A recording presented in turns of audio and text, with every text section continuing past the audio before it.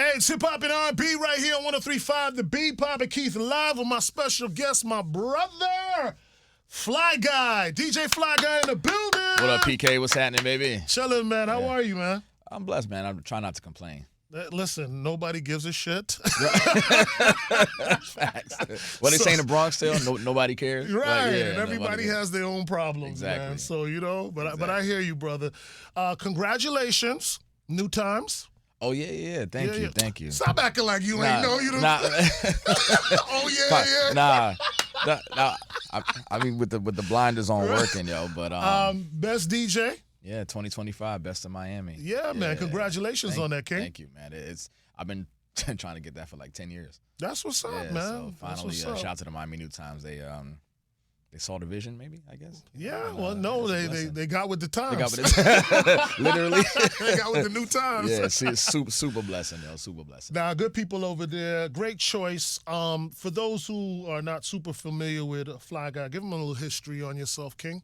It's a short story. Somebody who represents born in Guyana, represent Miami and Brooklyn. Yes. 17 years and counting in the DJ game as a professional.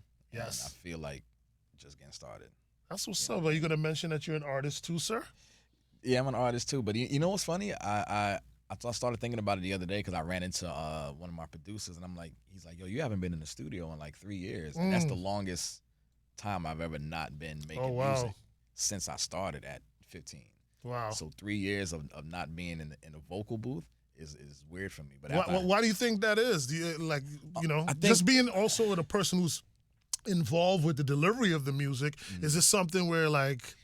I don't know. I think, well, for me, the music I made was always something that was rooted in inspiration. And if I didn't have anything to inspire me, then I didn't want to create it. And the last thing that really inspired me to make music was the birth of my second daughter, Scarlett. Right. And everything that, comes along with her medical condition and everything. And that was the last piece of music I made was an EP, which one of the songs was about her. Yeah. So that was, and she's 3 years old now. So that's how I knew it had been 3 years since, I made any music. And how's she doing? She's doing better, yo. She's doing better. So I know you pray for her. I know a lot of people pray for her. They send me the prayers on IG and everything and messages. And it's been a journey, but she's definitely getting stronger day by day. Like she's the true definition of like a tangible miracle, like something you can touch, like prayer in real form.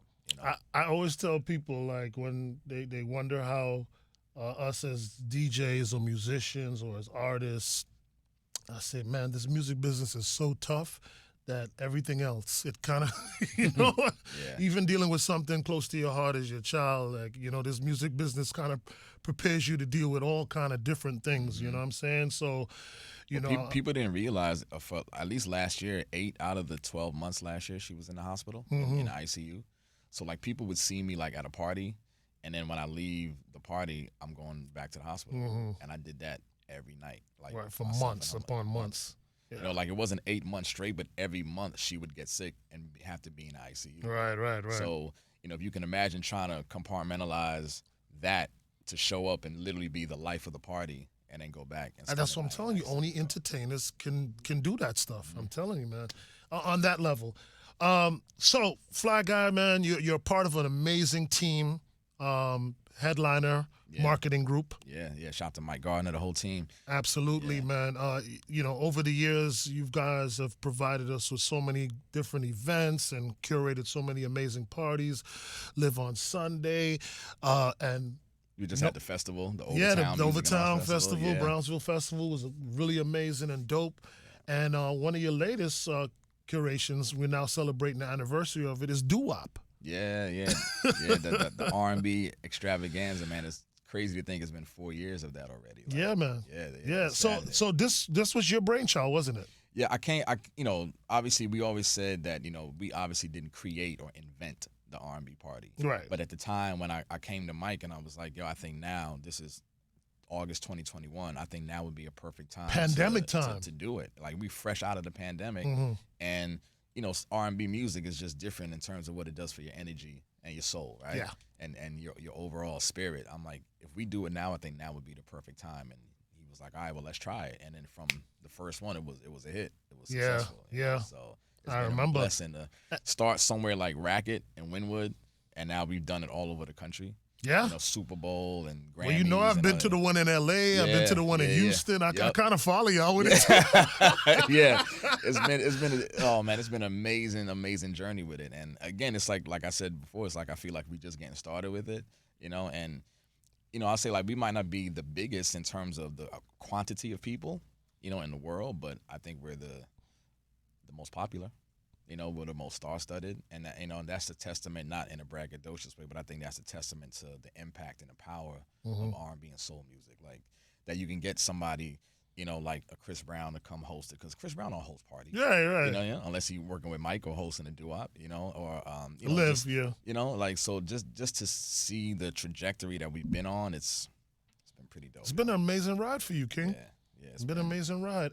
You also kind of branched out and did another party called Crates. Yeah, talk about that a little bit. So let people understand the difference between Doo Wop and Crates. So Crates is like, to put it in perspective, so Doo Wop is when we say all R&B, like that's it. Like it's not like, for example, I'll give you an example. We had a guest DJ one time, and he was like, all right, so I could play something like Excuse Me Miss, Jay-Z, and I'm like, no, that's not R&B. He's like, what do you mean? It's like Pharrell singing a hook. I'm like, well, just because somebody's singing on it doesn't make it an R&B record. Right. I said, here's how you differentiate it. If you go in a record store, that doesn't exist anymore. where would you find that song? Like, they would be like, oh, it's in the rap section, in the hip-hop section. If that's the answer, don't play it. There you go. It doesn't get played. Well, that's a good guideline. It's like, it's very, Crates is the opposite of that. We don't play R&B or it's only hip hop. So Crates is like the hip hop brother of Doo Wop. Got you. And but classic hip hop. Well, not only, so even with Doo Wop, because some people will think Doo Wop is only old school or classic R&B, and it's like, no, we'll touch everything. Her and Daniel Caesar and October London, Earth, Wind and Fire. We run the gamut. Same thing with Crates. You'll get Cool G Rap, but you'll get Rick Ross. You'll get, UGK, and then you'll get J. Cole. Yeah, I be so twisted. I just know the music is good, but okay. But it got to be with a certain feeling though. Like it got to feel a certain way, and it's more about like the essence of the music and the song instead of the era. You know what I think of when I think of Crates? Funny enough, and I think I've experienced it too. When I think of Crates, I think of not the regular degulars, you know what I mean? It's these records that, like, oh my God, like you pull that out the crate. That was always a thing. Like you dug in the crate and you found this gem that, I either haven't heard in a while or something that reminded me of something, So definitely like the B-sides. Yeah, the B-side. We try to not, we try to stay away from the typical, songs that you would hear like on the radio. No disrespect. No, we get it. But we try to actually like push the envelope musically, and of course a lot of that responsibility falls on me. Mike, I'll be trying my, but it's been working, man. It's been working. So we, trying to cultivate Crates and grow it the same way we've been growing Doo Wop, and let that be something that's another milestone, another like feather in the cap. Yes, man. I love these signature events. So let us know about this Doo Wop that's coming up this weekend. Yes, Saturday, 5 p.m. to 11 at La Ultra, which a lot of people, they say, oh, where is that? It used to be, or maybe it's still called Mad Wynwood.